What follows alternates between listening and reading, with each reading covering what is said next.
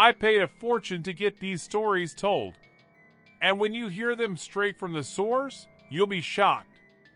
After seeing the thief in the first story, you'll think twice before posting anything on social media. If you're ready, subscribe to the channel and let's dive into the first case. Hi, my name is Ethan Cole.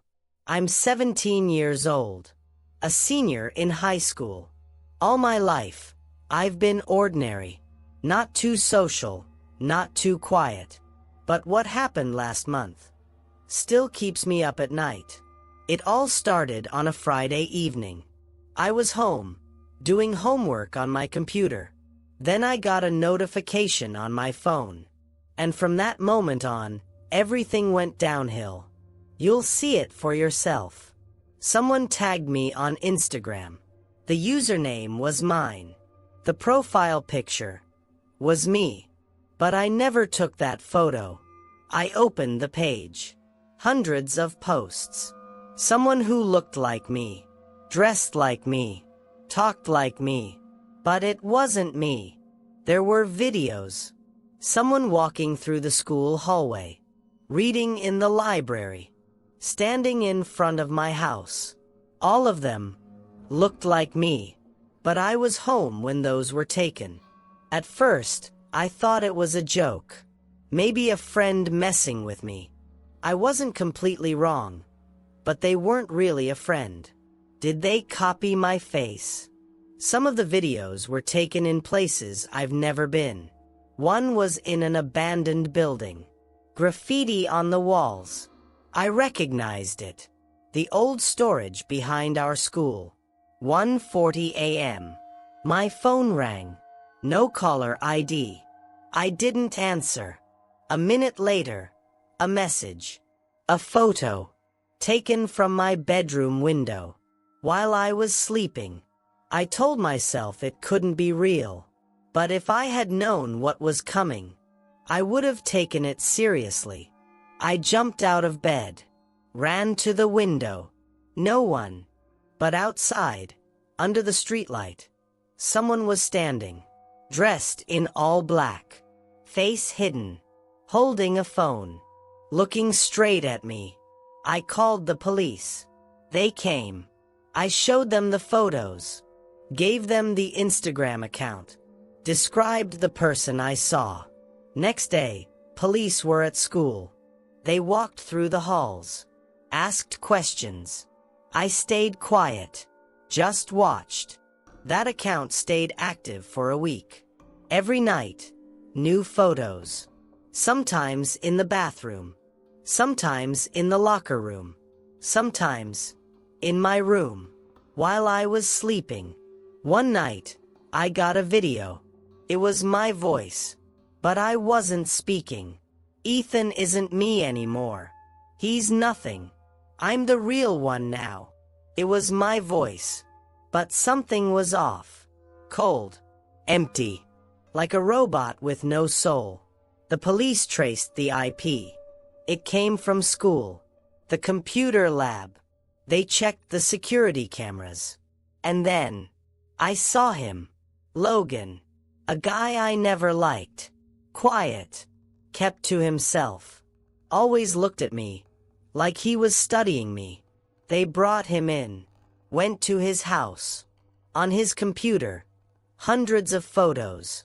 Of me. My voice recordings. My mannerisms. My life.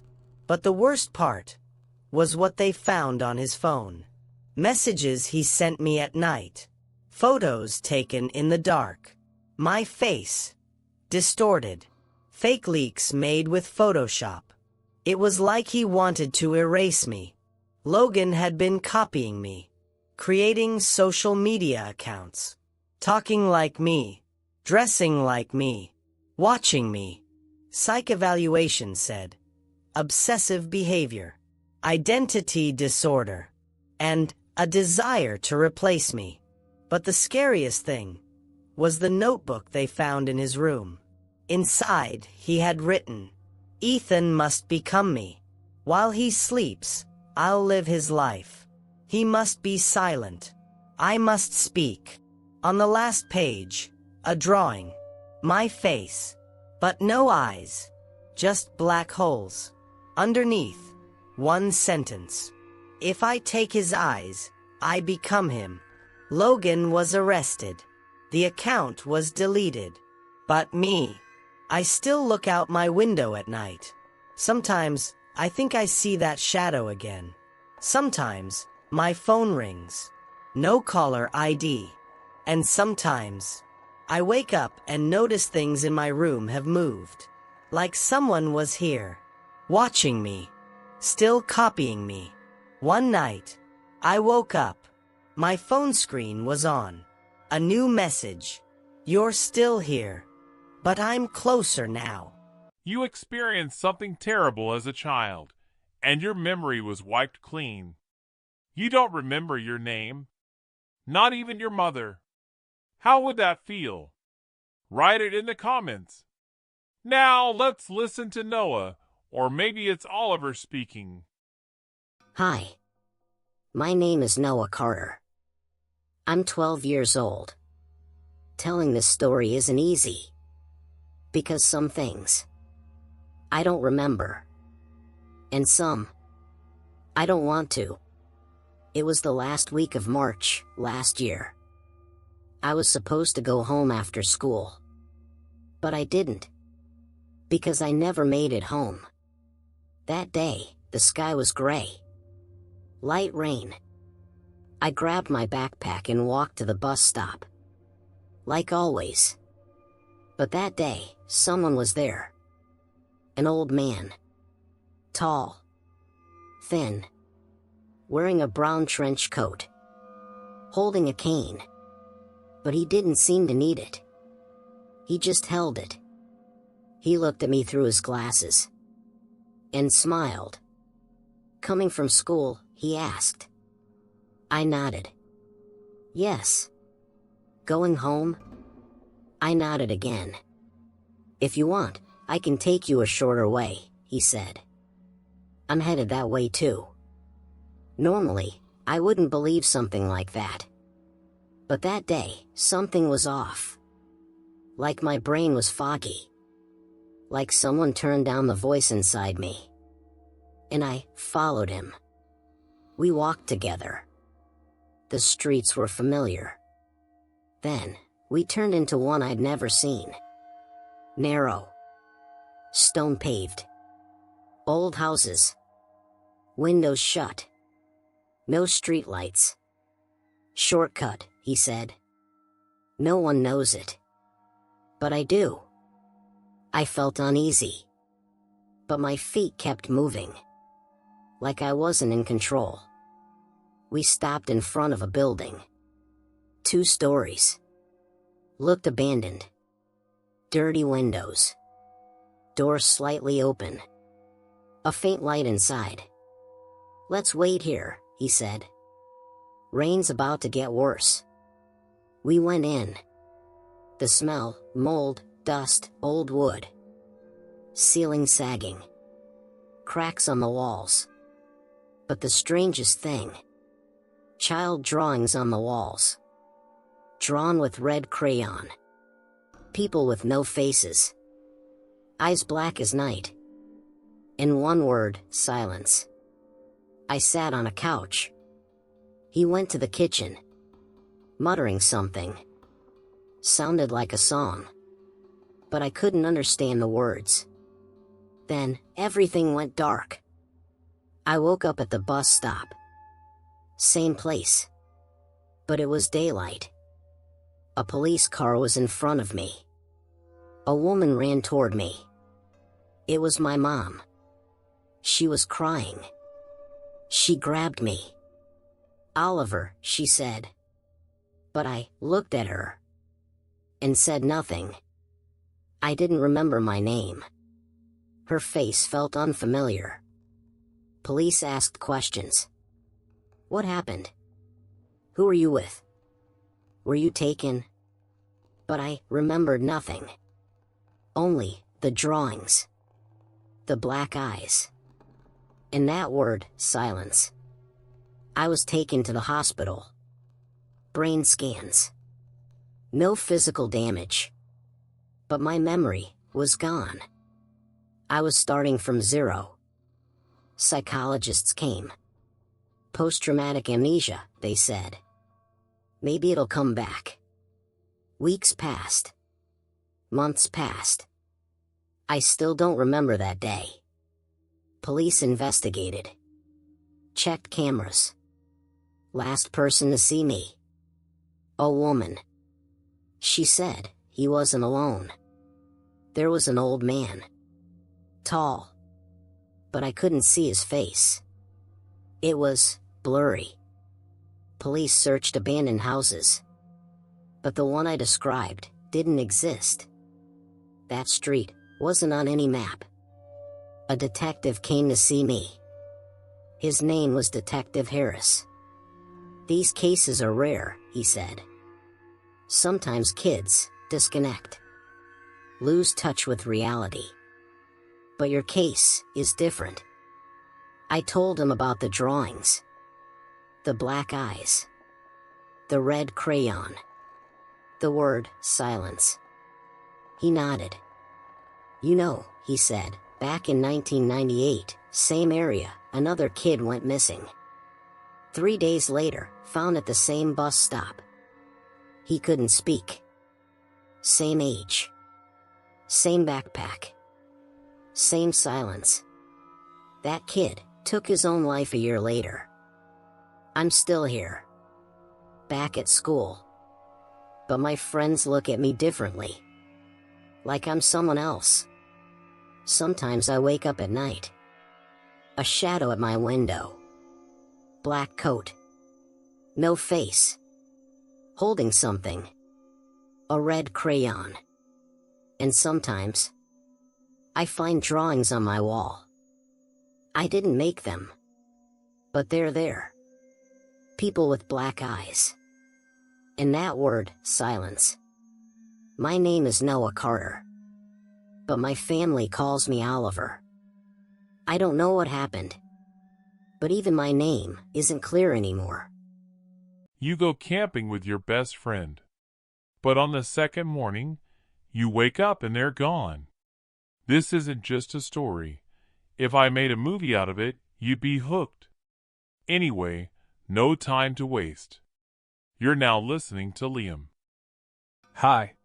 My name is Liam Brooks. I'm 18 years old. Telling this story isn't easy. Because we still don't know what happened. And maybe we never will. Last summer, I went camping with 4 close friends. School was over. The college exams were behind us. We just wanted to breathe. No phones, no city, no family pressure. Just us and nature. We picked a forest about 2 hours from the city. We'd never been there before, but it looked beautiful online. Quiet. By a lake. Like something out of a postcard. Friday morning, we hit the road. Me, Jason, Maya, Chris, and Elliot. 5 of us. We packed tents, food, gear. Played music, laughed, talked. Everything felt perfect. We arrived in the afternoon. The sun was high. It was warm. We found the camping spot. Set up the tents. Built the fire. Swam in the lake. Took photos. At night, we sat around the fire. Roasted marshmallows. Told scary stories. Jason, as usual, went too far. There was a guy who vanished in this forest, he said. Went hiking alone. Never came back. We laughed. But I felt uneasy. Like something in the woods was watching us. I didn't say anything. It would have sounded stupid. Around 1 a.m., everyone went to their tents. I stayed by the fire. Then Elliot came out. Just a t-shirt and shorts.